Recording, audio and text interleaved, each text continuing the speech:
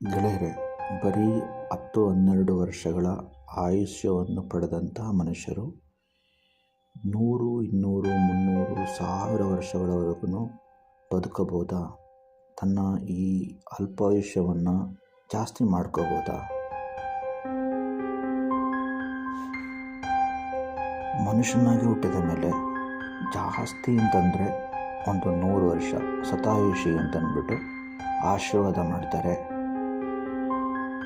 ಇಂಥ ಒಂದು ಮನುಷ್ಯ ಜನ್ಮದಲ್ಲಿ 100 ವರ್ಷಕ್ಕಿಂತ ಜಾಸ್ತಿ 200, 300, 500, 1000 ವರ್ಷಗಳವರೆಗೆ, ಅದಕ್ಕಿಂತ ಜಾಸ್ತಿ ವರ್ಷಗಳವರೆಗೆ ಒಂದು ಮನುಷ್ಯನಾಗಿ ಹುಟ್ಟಿದ ಮೇಲೆ ಬದುಕಲು ಸಾಧ್ಯವಿದೆಯಾ? ಈ ಒಂದು ವಿಷಯವನ್ನು ಒಂದು ಸಣ್ಣ ಕಥೆಯ ಮೂಲಕ, ಅಂದರೆ ಸಾವಿರಾರು ವರ್ಷಗಳ ಹಿಂದೆ ನಮ್ಮ ದೇಶದಲ್ಲಿ ನಡೆದಂಥ ಒಂದು ಪುರಾಣ ಪ್ರಸಿದ್ಧ ಕಥೆಯ ಮೂಲಕ ನಾನಿಲ್ಲಿ ನಿಮಗೆ ತಿಳಿಯಪಡಿಸ್ತಾ ಇದ್ದೇನೆ. ಗೆಳೆಯರೆ, ಆ ಕಥೆ ಏನು ಅಂತಂದರೆ, ಸಾವಿರಾರು ವರ್ಷಗಳ ಹಿಂದೆ ನಮ್ಮ ಭಾರತ ದೇಶದಲ್ಲಿ ಒಂದು ಪುಟ್ಟ ಗ್ರಾಮದಲ್ಲಿ ಮೃಕಂಡು ಮತ್ತು ಮರುದ್ವತಿ ಎನ್ನುವಂಥ ಒಂದು ಋಷಿ ದಂಪತಿಗಳು ವಾಸವಾಗಿರ್ತಾರಂತೆ. ಆ ಸಂದರ್ಭದಲ್ಲಿ ಅವರಿಗೆ ತುಂಬ ದಿವಸದ ಒಂದು ವೈವಾಹಿಕ ಜೀವನ ನಡೆಸಿದ ಮೇಲೆ ಕೂಡ ಮಕ್ಕಳಾಗಿಲ್ಲ ಎನ್ನುವಂಥ ಒಂದು ಕೊರಗು ಅವರಲ್ಲಿ ಇತ್ತಂತೆ. ಈ ಸಂದರ್ಭದಲ್ಲಿ ಮೃಕಂಡು ಮಹರ್ಷಿಗಳು ಏನು ಮಾಡ್ತಾರೆ, ಶಿವನಲ್ಲಿ ಈ ಒಂದು ಏನು ಕೊರಗಿದೆ ಅದನ್ನು ನೀಗಿಸ್ಲಿಕ್ಕೋಸ್ಕರ ಶಿವನ ತಪಸ್ಸನ್ನು ಮಾಡಲಿಕ್ಕೆ ಪ್ರಾರಂಭ ಮಾಡ್ತಾರಂತೆ. ಹಾಗೆ ತುಂಬ ದಿನಗಳ ಒಂದು ಶಿವನ ತಪಸ್ಸು ಮಾಡಿದ ನಂತರ ಸಾಕ್ಷಾತ್ ಶಿವನೇ ಅವರಿಗೆ ಪ್ರತ್ಯಕ್ಷರಾಗ್ತಾರಂತೆ. ಪ್ರತ್ಯಕ್ಷ ಆಗಿಬಿಟ್ಟು ಶಿವ ಮೃಕಂಡು ಮಹರ್ಷಿ ಹತ್ರ ಕೇಳ್ತಾರಂತೆ, ನಿನ್ನ ತಪಸ್ಸಿಗೆ ನಾನು ಮೆಚ್ಚಿದ್ದೇನೆ, ನಿನಗೆ ಏನು ವರ ಬೇಕು ಅಂತ ಕೇಳ್ತಾರಂತೆ. ಈ ಸಂದರ್ಭದಲ್ಲಿ ಆ ತಪಸ್ಸುಗಳು ಶಿವನಲ್ಲಿ, ಶಿವನೇ, ನನಗೆ ಏನು ಕೊರಗಿದೆ ಅನ್ನೋದು ನಿಮಗೆ ಗೊತ್ತಿದೆ. ಇಷ್ಟು ದಿನದ ವೈವಾಹಿಕ ಜೀವನ ನಡೆಸಿದ್ರು ಕೂಡ ನಮಗೆ ಪುತ್ರ ಸಂತಾನ ಇಲ್ಲ ಎನ್ನುವಂಥ ಒಂದು ಕೊರಗಿದೆ, ಅದನ್ನು ನೀಗಿಸಿಕೊಡಬೇಕು ಅಂತ ಕೇಳ್ಕೊತಾರಂತೆ. ಆಗ ಶಿವನು, ಸರಿ, ನಿಮ್ಮ ಈ ಏನು ಒಂದು ಕೋರಿಕೆ ಇದೆ ಅದನ್ನು ನಾನು ಅನುಗ್ರಹಿಸ್ತೇನೆ, ಅದನ್ನು ನೀಗಿಸಿಕೊಡ್ತೇನೆ, ಆದರೆ ಒಂದು ಷರತ್ತಿದೆ ಅಂತ ಹೇಳ್ತಾರಂತೆ. ಏನದು ಷರತ್ತು ಅಂತ ಕೇಳಿದರೆ, ನಾನು ನಿಮಗೆ 2 ಆಯ್ಕೆಗಳನ್ನ ಕೊಡ್ತೇನೆ. ಆ 2 ಆಯ್ಕೆಗಳಲ್ಲಿ ಯಾವುದಾದ್ರೂ ಒಂದು ಆಯ್ಕೆಯನ್ನು ಮಾತ್ರ ನೀವು ಆಯ್ಕೆ ಮಾಡ್ಕೋಬೇಕು ಅಂತ ಶಿವ ಆ ತಪಸ್ಸುಗಳಲ್ಲಿ ಹೇಳ್ತಾರಂತೆ. ಅದರಲ್ಲಿ ಮೊದಲನೇ ಆಯ್ಕೆ ಏನು ಅಂತಂದರೆ, ದುಷ್ಟ ಮತ್ತು ಮಂದ ಬುದ್ಧಿಯನ್ನು ಹೊಂದಿರುವಂಥ, ದೀರ್ಘಾಯುಷ್ಯವನ್ನು ಹೊಂದಿರುವಂಥ ಮಗು. ಎರಡನೇ ಆಯ್ಕೆ ಏನು ಅಂತ ಕೇಳಿದರೆ, ಸಜ್ಜನ, ಒಳ್ಳೆ ಗುಣವನ್ನು ಹೊಂದಿರುವಂಥ, ಬುದ್ಧಿವಂತನಾದ, ಅಲ್ಪಾಯುಷ್ಯವನ್ನು ಹೊಂದಿರುವಂಥ, ಅಂದರೆ ಬರೀ 16 ವರ್ಷ ಆಯಸ್ಸನ್ನು ಮಾತ್ರ ಹೊಂದಿರುವಂಥ ಮಗು. ಇದು ಎರಡನೇ ಆಯ್ಕೆಯಾಗಿದೆ.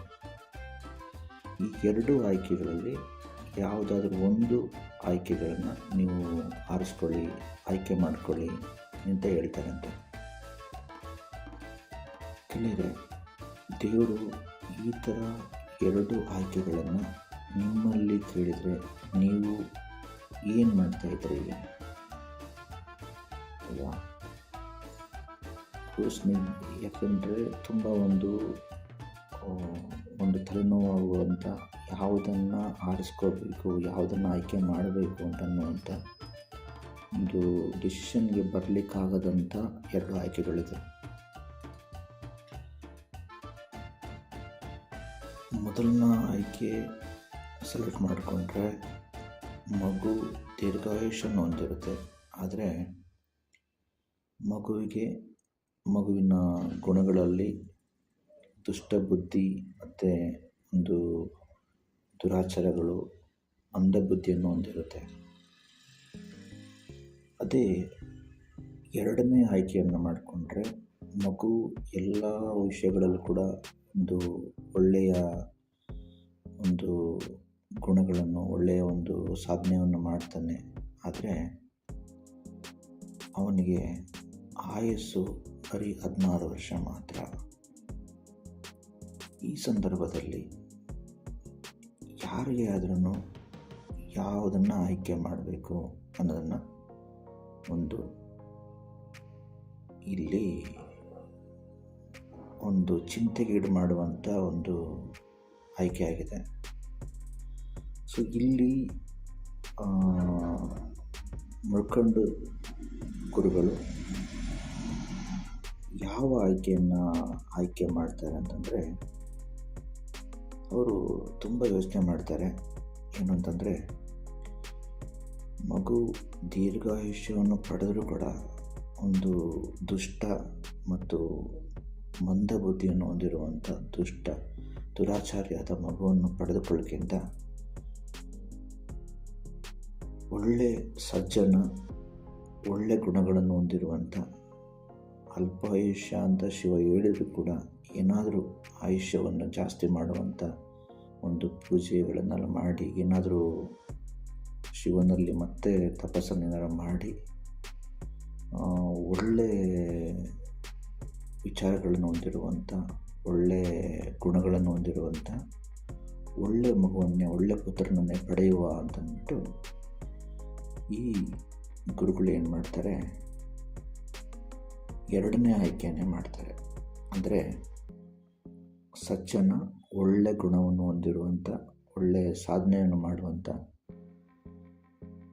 ಅಲ್ಪಾಯುಷ್ಯವಾದ ಅಂದರೆ 16 ವರ್ಷ ಮಾತ್ರ ಆಯುಸ್ಸಿರುವಂಥ ಮಗುವನ್ನು ಅನುಗ್ರಹಿಸು ಅಂತ ಹೇಳ್ತಾರೆ. ಆ ಸಂದರ್ಭದಲ್ಲಿ ಶಿವ ಅವರ ಏನು ಕೋರಿಕೆ ಇದೆ ಅದರಂತೆ ಒಂದು ಗಂಡು ಮಗುವಿನಿಗೆ ಅನುಗ್ರಹಿಸ್ತಾರೆ. ಆ ಒಂದು ವರದಿಂದ ಆ ಒಂದು ದಂಪತಿಗಳಿಗೆ ಒಂದು ಗಂಡು ಮಗುವಿನ ಜನನ ಆಗುತ್ತೆ. ಆ ಗಂಡು ಮಗುವಿನ ಹೆಸರೇ ಮಾರ್ಕಂಡೇಯ ಅಂತ ಇವರು ನಾಮಕರಣ ಮಾಡ್ತಾರೆ. ಮಗು ಮಾರ್ಕಂಡೇಯ ತನ್ನ ಹುಟ್ಟಿನಿಂದ ಬಂದಿರುವಂಥ ಶಿವಾನುಗ್ರಹದಿಂದ ಒಳ್ಳೆಯ ಗುಣನಡತೆಗಳನ್ನ ಹೊಂದಿ, ತನ್ನ ತಂದೆ ತಾಯಿಗಳು ಸುತ್ತಮುತ್ತಲಿನ ಎಲ್ಲ ಜನರ ನಡುವೆ ತುಂಬ ಒಂದು ಒಳ್ಳೆಯ ಒಂದು ಮಗುವಾಗಿ, ಒಳ್ಳೆಯ ಒಂದು ಸಜ್ಜನ ಮಗುವಾಗಿ, ಕೆಲವೊಂದು ತುಂಟಾಟಗಳನ್ನು ಮಾಡಿಕೊಂಡು ಒಳ್ಳೆಯ ಒಂದು ಅವನ ಒಂದು ಒಳ್ಳೆಯ ನಡತೆ, ಅವನ ಒಂದು ಸಂಭ್ರಮವನ್ನೆಲ್ಲ ನೋಡ್ತಾ ಇದ್ದರೆ ಆ ಒಂದು ದಂಪತಿಗಳಿಗೆ ತುಂಬ ಖುಷಿ ಆಗ್ತಾ ಇರ್ತದೆ. ಮತ್ತು ಮಗು ಬೆಳೀತಾ ಹೋಗ್ತಾ ಇರ್ತಾನೆ. ಅವನಿಗೆ 3, 4, 5 ವರ್ಷ, 7 ವರ್ಷ, 8 ವರ್ಷ, 9 ವರ್ಷ, ಹಾಗೆ ಟೈಮ್ ಹೋಗ್ತಾ 12, 13 ವರ್ಷ ಆಗ್ತಾ ಬರ್ತದೆ. ಈ ಸಂದರ್ಭದಲ್ಲಿ ಮಗುವಿನ ಎಲ್ಲ ಒಳ್ಳೆಯ ವಿಚಾರಗಳನ್ನು, ಅವನ ಒಂದು ಒಳ್ಳೆಯ ಗುಣನಡತೆಗಳನ್ನ, ಒಳ್ಳೆಯ ಒಂದು ಬುದ್ಧಿಶಕ್ತಿಯನ್ನೆಲ್ಲ ನೋಡಿ ತಂದೆ ಒಂದು ಕಡೆ ಖುಷಿ ಪಡ್ತಾ ಇದ್ದರೆ, ಇನ್ನೊಂದು ಕಡೆ ತಂದೆಗೆ ತನ್ನ ಮಾರ್ಕಂಡೇಯನ ತಂದೆಯವರಿಗೆ ಎಲ್ಲೋ ಒಂದು ಕಡೆ ಚಿಂತೆ ಪ್ರಾರಂಭ ಆಗುತ್ತೆ.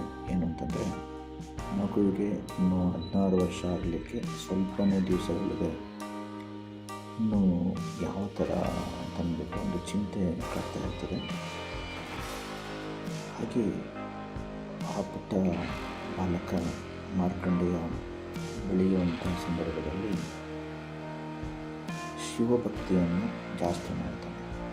ಶಿವನ ಧ್ಯಾನ ಮಾಡುವಂಥದ್ದು, ಶಿವನ ಪೂಜೆ ಮಾಡುವಂಥದ್ದು, ತನ್ನ ದೇಶದ ಒಂದು ಅತ್ಯಂತ ಹೆಚ್ಚಿನ ಸಮಯವನ್ನು ಶಿವನ ಧ್ಯಾನ ಮಾಡೋದರಲ್ಲೇ ಕಾಲ ಕಳೀತಾ ಇರ್ತಾನೆ. ಹಾಗೆ ಕಾಲ ಕಳೀತಾ ಆ ಮಗುವಿಗೆ, ಆ ಒಂದು ಪುಟ್ಟ ಬಾಲಕನಿಗೆ 16 ವರ್ಷ ಆಗೇ ಬಿಡುತ್ತೆ. ಈ ಸಂದರ್ಭದಲ್ಲಿ ಯಮಲೋಕದಿಂದ ಏನು ಮಾಡ್ತಾನೆ, ನಮ್ಮ ರಾಜ ತನ್ನ ಸೈನಿಕರಿಗೆ ಈ ಥರ ಭೂಲೋಕದಲ್ಲಿ ಮಾರ್ಕಂಡೇಯನ ಆಯಸ್ಸು ಮುಗಿದಿದೆ, ಆದ್ದರಿಂದ ನೀವು ಈಗಲೇ ಭೂಲೋಕಕ್ಕೆ ಹೋಗ್ಬಿಟ್ಟು ಮಾರ್ಕಂಡೇಯನನ್ನು ಸಾಯಿಸಿ ಅವನ ಆತ್ಮವನ್ನು ಯಮಲೋಕಕ್ಕೆ ಕರ್ಕೊಂಡ್ಬರಬೇಕು ಅಂತ ಹೇಳ್ತಾರಂತೆ. ಈ ಸಂದರ್ಭದಲ್ಲಿ ಯಮಲೋಕದಿಂದ ಯಮರಾಜನ ಸೈನಿಕರು ಭೂಮಿಗೆ ಬರ್ತಾರಂತೆ. ಭೂಮಿಗೆ ಬಂದು ಮಾರ್ಕಂಡೇಯನನ್ನು ಸಾಯಿಸಿ ಅಲ್ಲಿಂದ ಮಾರ್ಕಂಡೇಯನ ಆತ್ಮವನ್ನು ಯಮಲೋಕಕ್ಕೆ ತಗೊಂಡೋಗಬೇಕು ಅಂತ ಏನು ಪ್ರಯತ್ನಗಳು ಪಡ್ತಾರೆ, ಆ ಎಲ್ಲ ಪ್ರಯತ್ನಗಳು ಕೂಡ ಅವರಿಗೆ ಅಲ್ಲಿ ಸಫಲ ಆಗೋದಿಲ್ಲ. ಅಂದರೆ ಮಾರ್ಕಂಡೇಯ ಅವರು ಬರೋ ಸಂದರ್ಭದಲ್ಲಿ ಅಲ್ಲಿ ಶಿವನ ಧ್ಯಾನ ಮಾಡಿಕೊಂಡು ಶಿವಲಿಂಗದ ಪಕ್ಕದಲ್ಲೇ ಶಿವಪೂಜೆಯಲ್ಲಿ ಅವನು ಶಿವಪೂಜೆ ಮಾಡ್ತಾ ಇರ್ತಾರಂತೆ. ಈ ಸಂದರ್ಭದಲ್ಲಿ ಯಮಲೋಕದಿಂದ ಬಂದಿರುವಂಥ ಯಮನ ಸೈನಿಕರು ಯಾರಿದ್ದಾರೆ ಅವರಿಗೆ ಆ ಮಾರ್ಕಂಡೇಯನ ಹತ್ರ ಕೂಡ ಹೋಗ್ಲಿಕ್ಕಾಗಲ್ಲಂತೆ. ಅಲ್ಲಿ ಒಂದು ವಿಶೇಷವಾದ ಶಕ್ತಿಯಲ್ಲಿ ಈ ಮಾರ್ಕಂಡೇಯನನ್ನು ಕಾಪಾಡ್ತಾ ಇರ್ತದಂತೆ. ಆ ಒಂದು ಶಕ್ತಿ ಈ ಯಮಲೋಕದ ಸೈನಿಕರಿಗೆ ಹತ್ರ ಹೋಗ್ಲಿಕ್ಕೂ ಕೂಡ ಆಸ್ಪದ ಕೊಡೋದಿಲ್ಲಂತೆ. ಇವರು ಎಷ್ಟೇ ಪ್ರಯತ್ನಗಳು ಬಿಟ್ಟರು ಆ ಮಾರ್ಕಂಡೇಯನನ್ನು ಟಚ್ ಮಾಡೋದು ಹೋಗ್ಬಿಟ್ಟು ಮಾರ್ಕಂಡೇಯನ ಹತ್ರ ಕೂಡ ಹೋಗ್ಲಿಕ್ಕೆ ಆಗೋದಿಲ್ಲ ಅಂತೆ. ಈ ಸಂದರ್ಭದಲ್ಲಿ ಈ ಯಮಲೋಕದಿಂದ ಮಾರ್ಕಂಡೇಯನನ್ನು ಸಾಯಿಸಬೇಕು ಅಂತ ಬಂದಿರುವಂಥ ಸೈನಿಕರು ಮತ್ತೆ ಯಮಲೋಕಕ್ಕೆ ಹೋಗ್ಬಿಟ್ಟು ಯಮಧರ್ಮರಾಯನಲ್ಲಿ ಹೀಗೆ ಹೇಳ್ತಾರಂತೆ, ರಾಜರೇ, ಏನು ಅಂತಂದರೆ ನಮಗೆ ಈ ಕೆಲಸ ಆಗೋದಿಲ್ಲ. ಏನು ಅಂತಂದರೆ ಆ ಒಂದು ಮಾರ್ಕಂಡೇಯನ ನಾವು ಅವನ ಜೀವ ತೆಗಿಲಿಕ್ಕೇನೂ ಸಾಧ್ಯ ಇಲ್ಲ, ಹತ್ರ ಹೋಗ್ಲಿಕ್ಕೂ ಆಗಲಿಲ್ಲ. ದೂರದಿಂದಲೇ ನಮ್ಮನ್ನು ಯಾವುದೋ ಒಂದು ಶಕ್ತಿ ನಮ್ಮ ಮೇಲೆ ಆಕ್ರಮಣ ಮಾಡಿ ನಮ್ಮನ್ನು ತಡೀತಿದೆ ಅಂತ ಹೇಳ್ತಾರಂತೆ. ಎಷ್ಟೇ ಪ್ರಯತ್ನಗಳು ಬಿಟ್ಟರು ನಮ್ಗೆ ಆಗೋದಿಲ್ಲ ಈ ಕೆಲಸ ಅಂತ ಹೇಳ್ತಾರಂತೆ. ಈ ಸಂದರ್ಭದಲ್ಲಿ ಯಮನಿಗೆ ತುಂಬ ಒಂದು ಸಿಟ್ಟು ಮತ್ತು ಚಿಂತೆ ಎರಡೂ ಒಟ್ಟಿಗೆ ಬಂದುಬಿಡ್ತದಂತೆ. ಅಲ್ಲ, ಒಂದು ಸಾಮಾನ್ಯ ಮನುಷ್ಯನ ಒಂದು ಸಾಮಾನ್ಯ ಮನುಷ್ಯನ ಜೀವನ ಇವರು ತೆಗೆದು ಬರಲಿಕ್ಕಾಗಿಲ್ಲಲ್ಲ, ಎಂಥ ಒಂದು ಇವರು ನನ್ನ ಸೈನಿಕರು ಅಂತ ಹೇಳ್ತಾರಂತೆ. ಆಗ ಅವರು ಯಮಧರ್ಮರಾಯ ಏನು ಮಾಡ್ತಾರೆ, ತಾನೇ ಸ್ವತಃ ಬಂದು ಮಾರ್ಕಂಡೇಯನ ಜೀವ ತೆಗಿಬೇಕು, ಆಯಸ್ಸನ್ನು ಮುಗಿಸ್ಬೇಕು ಭೂಲೋಕದ್ದು ಅಂತಂದ್ಬಿಟ್ಟು ಬರ್ತಾರಂತೆ. ಹೀಗೆ ಭೂಲೋಕಕ್ಕೆ ಬಂದ ಯಮಧರ್ಮರಾಯನು ಕೂಡ ಮೊದಲು ಏನು ಸೈನಿಕರಿಗೆ ಏನು ಸಮಸ್ಯೆ ಆಗಿತ್ತು ಅದೇ ಸಮಸ್ಯೆಗಳು ಮತ್ತೆ ಇಲ್ಲೂ ಆಗುತ್ತಂತೆ. ಆ ಒಂದು ತಪೋಶಕ್ತಿ ಇವರನ್ನು ಹತ್ರಕ್ಕೆ ಹೋಗ್ಲಿಕ್ಕೂ ಬರದಂಗೆ ತಡಿತಾ ಇತ್ತಂತೆ. ಈ ಸಂದರ್ಭದಲ್ಲಿ ಯಮಧರ್ಮರಾಯ ತನ್ನ ಎಲ್ಲ ತಪೋಶಕ್ತಿಗಳನ್ನು ಅಲ್ಲಿ ವಿನಿಯೋಗಿಸ್ಬಿಟ್ಟು ತಾನು ಇನ್ನೂ ಹತ್ತಿರಕ್ಕೆ ಹೋಗ್ಬಿಟ್ಟು ಈಗ ಮಾರ್ಕಂಡೇಯನನ್ನು ಸಾಯಿಸಿ ಮಾರ್ಕಂಡೇಯನ ಆಯುಷ್ಯವನ್ನು ಕೊನೆಗಾಣಿಸ್ತಾನೆ ಅಂತಂದ್ಬಿಟ್ಟು ತನ್ನಲ್ಲಿರುವಂಥ ಯಮಪಾಶವನ್ನು ತೆಗೆದು ಜೋರಾಗಿ ಬೀಸ್ತಾನಂತೆ. ಬೀಸುವಾಗ ಆ ಯಮಪಾಶ ಶಿವಲಿಂಗಕ್ಕೆ ತಾಗುತ್ತಂತೆ. ಆಗ ಆ ಶಿವಲಿಂಗದಿಂದ ಒಂದು ಸಡನ್ನಾಗಿ ಒಂದು ದೊಡ್ಡ ಮಟ್ಟಿಗಿನ ಶಕ್ತಿಯು ಅಲ್ಲಿ ಉದ್ಭವ ಆಗಿಬಿಟ್ಟು ಅದು ಶಿವನಾಗಿ ಉದ್ಭವ ಆಗುತ್ತಂತೆ.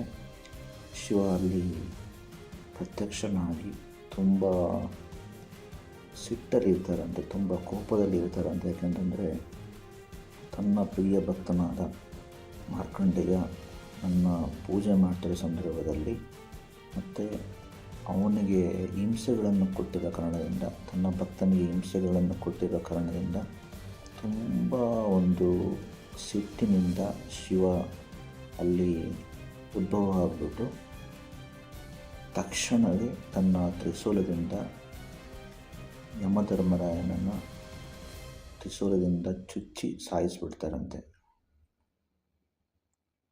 ಈ ಒಂದು ಕ್ಷಣವನ್ನು ನೋಡಿ ಸಂಪೂರ್ಣ ಅಂದರೆ ಇಡೀ ಎಲ್ಲ ಲೋಕದಲ್ಲಿರುವಂಥ ಎಲ್ಲ ದೇವತೆಗಳು, ಎಲ್ಲ ಮನುಷ್ಯರು ಎಲ್ಲರಿಗೂ ಒಂದು ಆಶ್ಚರ್ಯ ಮತ್ತು ಒಂದು ದಿಗ್ಭ್ರಮೆಗಳು ಒಳಗಾಗ್ತಾರಂತೆ. ಏನು ಅಂತಂದರೆ ಸಾಕ್ಷಾತ್ ಶಿವನೇ ಅಲ್ಲಿ ಉದ್ಭವವಾಗಿ ಒಂದು ಸಾಮಾನ್ಯ ಮನುಷ್ಯನಿಗೋಸ್ಕರ ಯಮನನ್ನೇ ಸಾಯಿಸಿರ್ತಾರೆ ಅಂತ ಅಂದ್ಬಿಟ್ಟು. ಆಗ ಎಲ್ಲ ದೇವತೆಗಳು ಕೂಡ ಎಲ್ಲ ಮಾತಾಡಿಕೊಂಡು ಈ ಥರ ಒಂದು ಸೃಷ್ಟಿಯ ಒಂದು ಬ್ಯಾಲೆನ್ಸನ್ನು ಮೇಂಟೈನ್ ಮಾಡುವಂಥ ಒಂದು ಅದರದ್ದೇ ಒಂದು ಜವಾಬ್ದಾರಿಯನ್ನು ವಹಿಸ್ಕೊಂಡಿರುವಂಥ ಯಮರಾಜನ್ನೇ ಇಲ್ಲಿ ಸತ್ತ ಮೇಲೆ ಅದರ ಕಾರ್ಯವನ್ನು ನಿರ್ವಹಿಸೋರು ಇನ್ನು ಬೇರೆ ಯಾರೂ ಇಲ್ಲ ಅಂತಂದ್ಬಿಟ್ಟು ಶಿವನಲ್ಲಿ ಬಂದು ಈ ವಿಷಯಗಳನ್ನ ಹೇಳಿ, ಇಲ್ಲಿ ಯಮಧರ್ಮರಾಯನಂದು ಯಾವುದೂ ಮಿಸ್ಟೇಕ್ ಇಲ್ಲ, ಇದು ಆ್ಯಕ್ಚುಲಿ ನೀವೇ ಒಂದು ನಿಮ್ಮ ಅನುಗ್ರಹದಿಂದನೇ ಇರುವಂಥ ಒಂದು ಆಯಸ್ಸು, ಆ ಸಂದರ್ಭದಲ್ಲೇ ಅದು ಯಮಧರ್ಮರಾಯ ಅದನ್ನು ಪಾಲನೆ ಮಾಡಲಿಕ್ಕೆ ಬಂದಿದ್ದಾರೆ ಅಂತ ಅಂದ್ಬಿಟ್ಟು ಶಿವನಲ್ಲಿ ಇದರ ಬಗ್ಗೆ ಮನವರಿಕೆ ಮಾಡಿಕೊಟ್ಟು ಮತ್ತೆ ಯಮಧರ್ಮರಾಯನನ್ನು ಬದುಕಿಸ್ಬೇಕು ಅಂತ ಅಂದ್ಬಿಟ್ಟು ಬೇಡ್ಕೊಳ್ತಾರಂತೆ. ಆ ಸಂದರ್ಭದಲ್ಲಿ ಶಿವನು ಆ ಒಂದು ಎಲ್ಲ ದೇವತೆಗಳ ಒಂದು ಬೇಡಿಕೆಯನ್ನು ಮನ್ನಿಸಿ ಮತ್ತೆ ಯಮಧರ್ಮರಾಯನಿಗೆ ಜೀವವನ್ನು ಕೊಡ್ತಾರಂತೆ. ಆಗ ತುಂಬ ದುಃಖದಿಂದ ಯಮಧರ್ಮರಾಯ ಕೇಳ್ತಾರಂತೆ, ಶಿವನೇ ಏನು ಮಾಡ್ತಿದ್ದೀರ ಇದು? ನೀವೇ ಈ ಬಾಲಕನಿಗೆ 16 ವರ್ಷ ಆಯಸ್ಸು ಅಂತ ಅಂದ್ಬಿಟ್ಟು ಒಂದು ಅನುಗ್ರಹ ಮಾಡಿ ಈ ಭೂಲೋಕಕ್ಕೆ ಕಳಿಸಿದ್ದೀರ. ನಾನು ಅದರ ಜವಾಬ್ದಾರಿಯನ್ನು ನಾನು ಇಲ್ಲಿ ಮಾಡಲಿಕ್ಕೆ ಬಂದಿದ್ದೆ. ನನಗೆ ಈಗ ಈ ಕೆಲಸ ಹೀಗೆ ಮಾಡಲಿ ನೀವು ಈ ಥರ ನನ್ನ ಮೇಲೆ ಸಿಟ್ಟು ಮಾಡಿಕೊಂಡ್ರಿ ಅಂತ ಹೇಳ್ತಾರಂತೆ.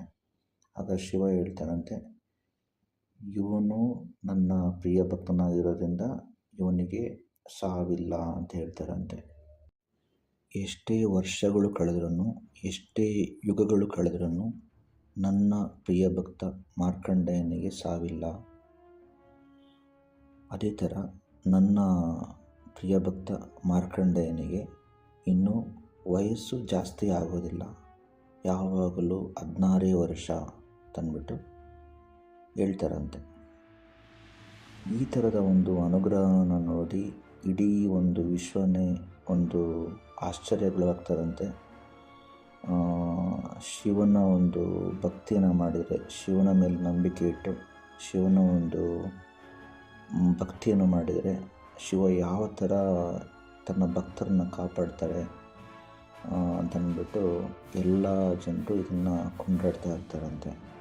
ಹಾಗೆಯೇ ಈ ಒಂದು ಮಾರ್ಕಂಡೇಯ ತಪಸ್ಸುಗಳು ಯಾರಿದ್ದಾರೆ, ಈ ಮಾರ್ಕಂಡೇಯ ಸಿದ್ಧಿಪುರುಷರು ಯಾರಿದ್ದಾರೆ, ಅವರು ಈಗಲೂ ಸಾವಿರಾರು ವರ್ಷಗಳಿಂದ ನಮ್ಮ ಭಾರತ ದೇಶದಲ್ಲಿ ಈಗಲೂ ಅವರು ಬದುಕಿದ್ದಾರೆ ಅಂತ ಹೇಳ್ತಾರೆ. ಅವರು ಎಲ್ಲೋ ಹಿಮಾಲಯದಲ್ಲಿ ಅಲ್ಲಿ ಇಲ್ಲಿ ಅಂತಂದ್ಬಿಟ್ಟು ಅದೃಶ್ಯವಾಗಿ ಅವರು ಇರ್ತಾರೆ. ಈಗಲೂ ಅವರು ಬದುಕಿದ್ದಾರೆ, ಭೂಮಿ ಮೇಲೆ ಚಿರಂಜೀವಿಯಾಗಿ ಮನುಷ್ಯ ರೂಪದಲ್ಲೇ ಬದುಕಿದ್ದಾರೆ ಅಂತ ಹೇಳ್ತಾರೆ ಅವರು. ಗೆಳೆಯರೆ, ಈ ಒಂದು ಕಥೆಯ ಮೂಲಕ ನಾವು ಏನು ತಿಳ್ಕೊಬೋದು ಅಂತಂದರೆ,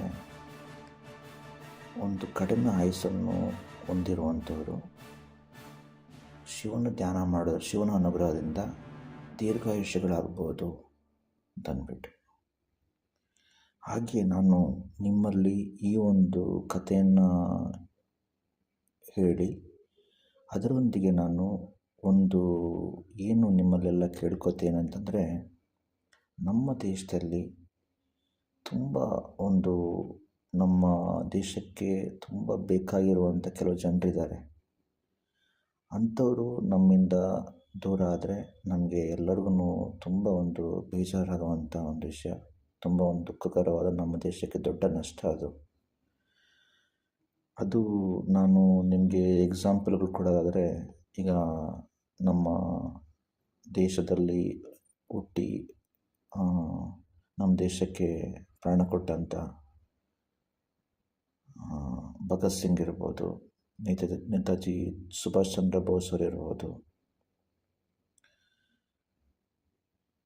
ಅಬ್ದುಲ್ ಕಲಾಂ ಇರ್ಬೋದು, ಇಲ್ಲ ನಮ್ಮ ದೇಶದಲ್ಲಿ ಈಗ ನಾವು ನೋಡೋದಾದರೆ ನಮ್ಮ ದೇಶದ ಪ್ರಧಾನಮಂತ್ರಿ ಮೋದಿಜಿಯವರು ಇರ್ಬೋದು, ಯಾರೇ ಇರ್ಬೋದು, ಅವರೊಂದು ಸಾಮಾನ್ಯ ಡಾಕ್ಟರ್ ಆಗಿರ್ಬೋದು, ಜಿಲ್ಲಾಧಿಕಾರಿ ಆಗಿರ್ಬೋದು, ಪೊಲೀಸ್ ಆಗಿರ್ಬೋದು, ಇಲ್ಲ ಸಾಮಾನ್ಯ ಒಂದು ಜನಸೇವೆ ಮಾಡುವಂಥ, ತೆರೆಮರೆಯಲ್ಲಿ ಕೆಲಸ ಮಾಡ್ತಿರುವಂಥ ಒಂದು ಸಾಮಾನ್ಯ ಸಜ್ಜನ ವ್ಯಕ್ತಿ ಆಗಿರ್ಬೋದು, ಒಂದು ಒಳ್ಳೆಯ ಪತ್ರಕರ್ತ ಆಗಿರ್ಬೋದು.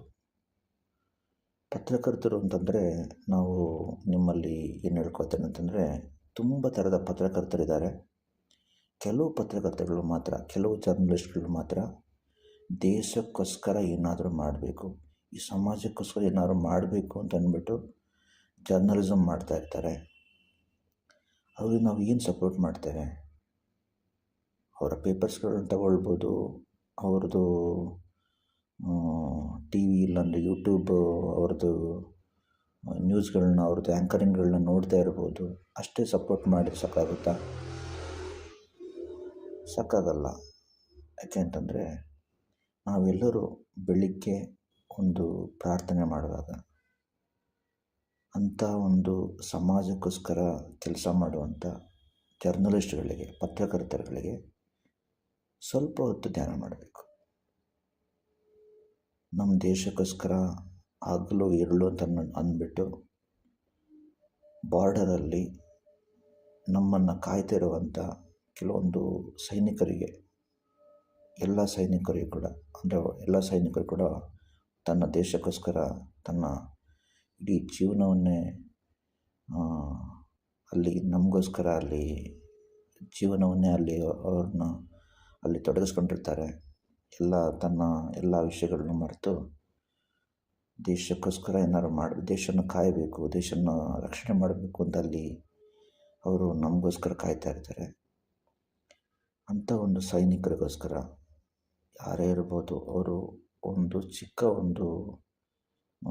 ಜವಾನ ಇರ್ಬೋದು, ಇಲ್ಲ ಅಂತಂದರೆ ದೊಡ್ಡ ಆಫೀಸರ್ ಆಗಿರ್ಬೋದು, ಎಲ್ಲರೂ ಕೂಡ ತನ್ನ ದೇಶಕ್ಕೋಸ್ಕರ ತನ್ನ ಜೀವನ್ನೇ ಕೊಡಲಿಕ್ಕೆ ಅಲ್ಲಿ ಬಾರ್ಡರಲ್ಲಿ ನಿಂತ್ಕೊಂಡಿದ್ದಾರೆ ಅನ್ನೋದನ್ನ ನಾವು ಮರೆಯೋಕ್ಕಾಗಿಲ್ಲ. ಅದೇ ಥರ ನಾವು ತುಂಬ ನಮ್ಮ ಇಂದಿನ ಸಮಾಜ ನಾವು ಅವ್ರನ್ನ ತುಂಬ ಕಡಿಮೆ ಸಮಯದಲ್ಲಿ ಎಲ್ಲೋ ಒಬ್ಬರೊಬ್ಬರನ್ನ ನಾವು ಅದನ್ನು ಅವ್ರದ್ದು ವಿಷಯಗಳನ್ನ ಅವ್ರಿಗೆ ನಾವು ರಿವಾರ್ಡ್ಗಳನ್ನ ಕೊಡ್ತೇವೆ. ಅದು ಯಾರು ಅಂತಂದರೆ ವಿಜ್ಞಾನಿಗಳು, ಸೈಂಟಿಸ್ಟ್ಗಳು. ಅದು ನಾನು ನಿಮ್ಗೆ ಆಗಲೇ ಹೇಳಿದೆ, ಅಬ್ದುಲ್ ಕಲಾಂ ಜಿ ಅವರು ನಮ್ಮ ದೇಶದಲ್ಲಿರುವಂಥ ಈಗ ಏನು ನಾವು ಮಿಸೈಲ್ಸ್ ಎಲ್ಲ ನೋಡ್ತಿದ್ದೇವೆ, ಅದರಲ್ಲಿ ತುಂಬ ವಿಷಯಗಳು ಅವರ ರಿಸರ್ಚಿಂದ, ಅವರ ಎಫರ್ಟಿಂದ ಬಂದಿದೆ ಅಂತ ಹೇಳ್ಬೋದು. ಅಂಥ ತುಂಬ ದೇಶಕ್ಕೋಸ್ಕರ ಪ್ರಾಣ ಕೊಟ್ಟಿರುವಂಥ ವಿಜ್ಞಾನಿಗಳಿದ್ದಾರೆ, ಸೈಂಟಿಸ್ಟ್ಗಳಿದ್ದಾರೆ. ಅವ್ರಿಗೋಸ್ಕರ ನಾವು ಪ್ರಾರ್ಥನೆಯನ್ನು ಮಾಡಬೇಕಾಗುತ್ತೆ. ಅದೇ ಥರ ನಮ್ಮ ದೇಶದ ಪ್ರಧಾನಮಂತ್ರಿ ಮೋದಿಜಿಯವರು, ನಾವು ನಾನು ಇಲ್ಲಿ ನಿಮಗೆ ಹೇಳಬೇಕಿದ್ರೆ ಯಾವುದೇ ಒಂದು ಪಕ್ಷದ ಪರವಾಗಿ ಹೇಳುವಂಥದ್ದಲ್ಲ. ಒಬ್ಬ ಪೊಲಿಟಿಷಿಯನ್ ಆಗಿರ್ಬೋದು, ಯಾವುದೇ ಒಂದು ಪಕ್ಷದಲ್ಲಿರಲಿ, ಅವರು BJP ಇರಲಿ, ಇಲ್ಲಾಂದರೆ ಕಾಂಗ್ರೆಸ್ ಇರಲಿ, KRS ಪಾರ್ಟಿ ಇರಲಿ, ಎಲ್ಲೇ ಇರಲಿ, JDS ಇರಲಿ, ಯಾವುದೇ ಇರಲಿ, ಅದು ಪಾರ್ಟಿ ನೋಡೋದಲ್ಲ. ಒಬ್ಬ ವ್ಯಕ್ತಿ ನಮ್ಮ ದೇಶಕ್ಕೋಸ್ಕರ ಬೆಳಿಗ್ಗೆ ಸಂಜೆ ಅಂತ ಅಂದ್ಬಿಟ್ಟು ಅಷ್ಟು ಕಡೆ ಹೋಗಿ ಬೇರೆ ಬೇರೆ ಥರ ಕೆಲವೊಂದು ಟೈಮಲ್ಲಿ ರಾಜತಾಂತ್ರಿಕ ನಮ್ಮದು ದೇಶನ ಅವರು ಅದನ್ನು ಒಂದು ಹ್ಯಾಂಡಲ್ ಮಾಡಿ ಕೆಳಗೆ ಬೇರೆ ಬೇರೆ ದೇಶಗಳು, ಅಮೇರಿಕಾ, ರಷ್ಯಾ, ಕೆಲವೆಲ್ಲ ದೇಶಗಳು ನಮ್ಮ ದೇಶದ ಜನಗಳಿಗೆ ಯಾವ ಥರ ವ್ಯವಹಾರ ಮಾಡಲಿ, ಯಾವ ಥರ ನಮ್ಮ ದೇಶನ ಎಲ್ಲ ವಿಷಯಗಳು ಸಾಕಷ್ಟು ಬದಲಾವಣೆಗಳನ್ನು ತಂದು ಏನೇನೋ ವಿಷಯಗಳಿರ್ಬೋದು, ಇಂಟರ್ನಲ್ಲಿ, ಎಕ್ಸ್ಟರ್ನಲ್ಲಿ,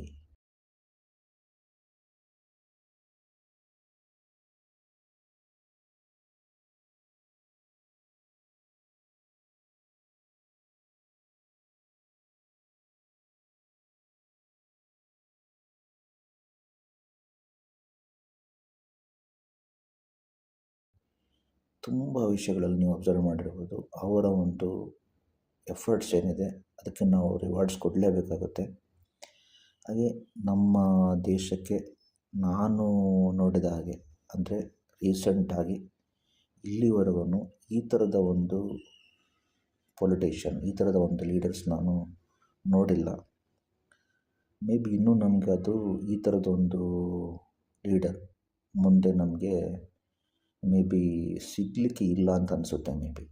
ಮೇ ಬಿ ಇನ್ನೊಂದು 200-300 ವರ್ಷಗಳಾದರೆ ಆ್ಯಸ್ ಇಟ್ ಈಸ್ ಅಂದರೆ ಆ ಥರನೇ ಇರುವಂಥ, ಆ ಥರದ ಎಲ್ಲ ಒಳ್ಳೆ ಕ್ವಾಲಿಟೀಸ್ಗಳನ್ನ ಹೊಂದಿರುವಂಥ, ಒಂದು ಗಂಭೀರವನ್ನು ಹೊಂದಿರುವಂಥ, ಒಂದು ಒಳ್ಳೆಯ ಒಂದು ತುಂಬ ಚಾಣಾಕ್ಷ ನೀತಿಯನ್ನು ಹೊಂದಿರುವಂಥ, ಎಲ್ಲ ಥರದಲ್ಲೂ ಒಂದು ಮಲ್ಟಿ ಟ್ಯಾಲೆಂಟೆಡ್ ಅಂತ ಹೇಳ್ಬೋದು. ಎಲ್ಲ ಥರದಲ್ಲೂ ಕೂಡ ನಮ್ಮ ದೇಶಕ್ಕೋಸ್ಕರ, ಯಾಕೆಂದರೆ ಅವರು ಒಂದು ಚಿಕ್ಕದ್ರಿಂದ ಒಂದು ಈ ಶಿಸ್ತಿನ ಒಂದು ಜೀವನವನ್ನು ನಡೆಸ್ಕೊಂಡು ದೇಶಕ್ಕೋಸ್ಕರ ದೇಶಪ್ರೇಮವನ್ನು ಬೆಳೆಸ್ಕೊಂಡು ಬಂದಿರೋದ್ರಿಂದ ಆ ಒಂದು ಅವರಲ್ಲಿ ಆ ಒಂದು ದೇಶಕ್ಕೋಸ್ಕರ ಏನಾದರೂ ಮಾಡಬೇಕು ಅನ್ನೋಂಥ ಒಂದು ಛಲ ಇದೆ ಅವರಲ್ಲಿ. ಅದು ತುಂಬ ಒಂದು ಇಂಪಾರ್ಟೆಂಟ್ ಇರ್ತದೆ ನಮ್ಮ ದೇಶದ ಪ್ರಧಾನಮಂತ್ರಿ ಆಗೋರಲ್ಲಿ. ಅಂಥ ಒಂದು ಪ್ರಧಾನಮಂತ್ರಿ ಕೂಡ ಒಂದು ನೀವು ಯಾವಾಗೆಲ್ಲ ಪ್ರಾರ್ಥನೆ ಮಾಡ್ತೀರಾ, ಒಂದು ಆ ಪ್ರಾರ್ಥನೆ ಸಮಯದಲ್ಲಿ ಕೊನೆಗೆ ನಮ್ಮ ದೇಶದ ಪ್ರಧಾನಮಂತ್ರಿ ಮೋದಿಜಿಯವರಿಗೆ ಕೂಡ ಒಂದು ಕನಿಷ್ಠ ಅಂದರೆ 150 ವರ್ಷಕ್ಕಿಂತ ಜಾಸ್ತಿ ಆಯುಸ್ಸನ್ನು ಕೊಡಬೇಕು. ದೀರ್ಘಾಯು ಅಂದರೆ ಚಿರಂಜೀವಿಯಾಗೆ ಮಾಡಿ ಅಂತ ಅಂದ್ಬಿಟ್ಟೆ ಆಯುಸ್ಸನ್ನು ಕೇಳ್ಕೊಳ್ಳಿ. ಕನಿಷ್ಠ ಆದರೆ 150 ವರ್ಷಕ್ಕಿಂತ ಜಾಸ್ತಿ ಆಯುಸ್ಸನ್ನು ಕೊಡಬೇಕು ಅಂತಂದ್ಬಿಟ್ಟು ಕೇಳ್ಕೊಳ್ಳಿ, ಬೇಡ್ಕೊಳ್ಳಿ, ದೇವ್ರ ಹತ್ರ ಶಿವನಲ್ಲಿ ಬೇಡ್ಕೊಳ್ಳಿ. ಎಲ್ಲ ನಮ್ಮ ದೇಶವಾಸಿಗಳೆಲ್ಲರೂ ನೀವು ಕೇಳ್ಕೊಂಡ್ರೆ, ಒಂದು ಭಕ್ತಿಯಿಂದ ಕೇಳ್ಕೊಂಡ್ರೆ ಅದು ಸಾಧ್ಯವೂ ಆಗ್ಬೋದು. ಆಗ ನಮಗೆ ತುಂಬ ಥರದಲ್ಲಿ ಅದರಿಂದ ನಮಗೆ ಒಂದು ಯೂಸ್ ಆಗುತ್ತೆ. ನಾವು ಈಗ ಉಕ್ರೇನ್ ಇರ್ಬೋದು, ಬಾಂಗ್ಲಾದೇಶ ಇರ್ಬೋದು, ಶ್ರೀಲಂಕಾ ಇರ್ಬೋದು, ಆ ಥರ ದೇಶಗಳ ಥರ ನಾವು ಭಯದಿಂದ ಬದುಕಬೇಕು ಅಂತ ಇರೋದಿಲ್ಲ. ಒಂದು ಒಳ್ಳೆ ಲೀಡರ್ ನಮ್ಮದಲ್ಲಿ ಟಾಪಲ್ಲಿದ್ದಾರೆ, ಅವರು ಎಲ್ಲ ನೋಡ್ಕೊಳ್ತಾರೆ ಅಂತ ನಾವು ಕೂಡ ಎಲ್ಲ ಎಫರ್ಟ್ ಹಾಕಬೇಕು ಕೆಳಗಿಂದ. ಆದ್ರೂ ಒಂದು ಒಳ್ಳೆಯ ಲೀಡರಲ್ಲಿ ಟಾಪಲ್ಲಿ ಇದ್ದಾರೆ ಅನ್ನೋಂಥ ಒಂದು ಕಾನ್ಫಿಡೆನ್ಸ್ ಇದೆ ಅಲ್ಲ, ಅದು ನಮಗೆ 50% ನಮಗೆ ಒಂದು ನೆಮ್ಮದಿಯನ್ನು ಕೊಟ್ಬಿಡ್ತದೆ. ಆದ್ದರಿಂದ ಎಲ್ಲರೂ ಒಂದು ಪ್ರಾರ್ಥನೆ ಮಾಡುವಾಗ ನಮ್ಮ ದೇಶದ ಪ್ರಧಾನಮಂತ್ರಿ ಮೋದಿಜಿಯವರಿಗಿರ್ಬೋದು, ತುಂಬ ಒಳ್ಳೊಳ್ಳೆ ಸೈಂಟಿಸ್ಟ್ಗಳಿಗಿರ್ಬೋದು, ತುಂಬ ಒಳ್ಳೆ ಸೈನಿಕರಿಗಿರ್ಬೋದು, ಎಲ್ಲ ಸೋಲ್ಜರ್ಸಿಗಿರ್ಬೋದು, ಎಲ್ಲ ಸೋಲ್ಜರ್ಸಿಗೆ, ಮತ್ತು ತುಂಬ ಸಮಾಜಕ್ಕೆ ತನ್ನ ಎಲ್ಲ ಸೆಲ್ಫಿಶ್ ವಿಷಯಗಳನ್ನು ಮರೆತು ಸಮಾಜದ ವಿಷಯಗಳಿಗೋಸ್ಕರ ಹೋರಾಡ್ತಿರುವಂಥ ಎಲ್ಲ ಪತ್ರಕರ್ತರಿಗೂ ಕೂಡ ದಯವಿಟ್ಟು ಪತ್ರಕರ್ತರ ಒಂದು ಎಫರ್ಟ್ಸ್ನ ಕೂಡ ಇಲ್ಲಿ ಎಲ್ಲರೂ ಅರ್ಥ ಮಾಡ್ಕೊಳ್ಳಿ. ಅವರು ಏನಾದರೂ ದುಡ್ಡು ಮಾಡಬೇಕು ಅಂತಿದ್ರೆ ಬೇರೆ ಯಾವುದೆಲ್ಲ ಕೆಲಸಗಳಿದೆ ಅದನ್ನೆಲ್ಲ ಮಾಡ್ಬೋದು. ಅವರು ಒಂದು ಕರಪ್ಷನ್ ವಿರುದ್ಧ, ಕೆಲವೊಂದು ಏನೋ ಒಂದು ತಪ್ಪುಗಳ ವಿರುದ್ಧ ಅವರು ಕೆಲವೊಂದು ಜನಜಾಗೃತಿ ಮಾಡುವಂಥ ಕೆಲಸಗಳು ಮಾಡ್ತಾ ಇದ್ದಾರೆ ಅಂತಂದರೆ, ಆ್ಯಸ್ ಎ ಜರ್ನಲಿಸ್ಟಾಗಿ ಅವನು ಒಬ್ಬ ಸಮಾಜಕ್ಕೋಸ್ಕರ ಏನಾದ್ರು ಮಾಡಬೇಕು ಅಂತಲೇ ವರ್ಕ್ ಮಾಡ್ತೇನೆ ಅಂತಂದರೆ ಅಂಥ ಜರ್ನಲಿಸ್ಟ್ಗಳಿಗೆ ಕೂಡ ನಮ್ಮ ದೇಶಕ್ಕೆ ತುಂಬ ಇಂಪಾರ್ಟೆಂಟ್ ಇರ್ತದೆ. ಅದು ಒಂದು ಸ್ಕೂಲ್ ಇದ್ದಾಗೆ. ಅಂದರೆ ನಮ್ಮ ದೇಶಕ್ಕೆ, ನಮ್ಮ ಮುಂದಿನ ಜನಾಂಗವನ್ನು ತಿದ್ದುವಂಥ ಕೆಲಸವನ್ನು ಅವ್ರು ಮಾಡ್ತಾರೆ. ಅಂಥ ಪತ್ರಕರ್ತರಿಗೆ ಕೂಡ ಒಂದು ಪ್ರಾರ್ಥನೆಯನ್ನು ಮಾಡಿ ಅವ್ರಿಗೂ ಆಯುಷ್ಯ ಆರೋಗ್ಯವನ್ನು ಕೊಡಲಿ ಅಂತ ಅಂದ್ಬಿಟ್ಟು,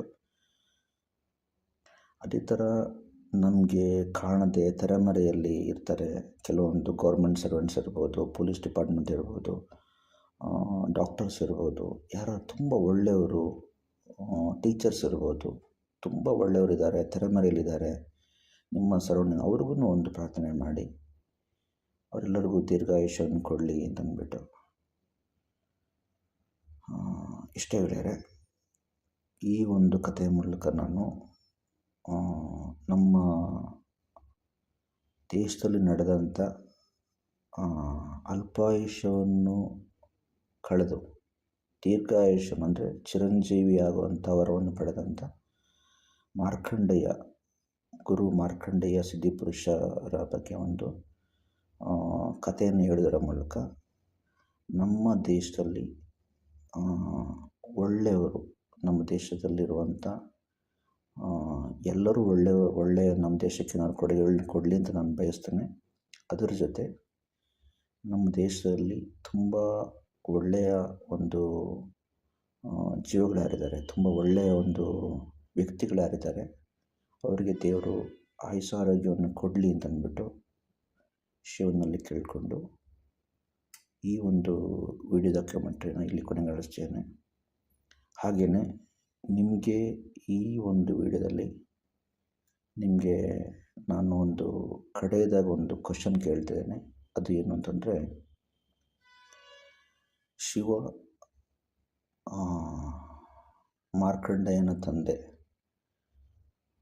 ಮರ್ಕಂಡು ತಪಸ್ಸುಗಳಲ್ಲಿ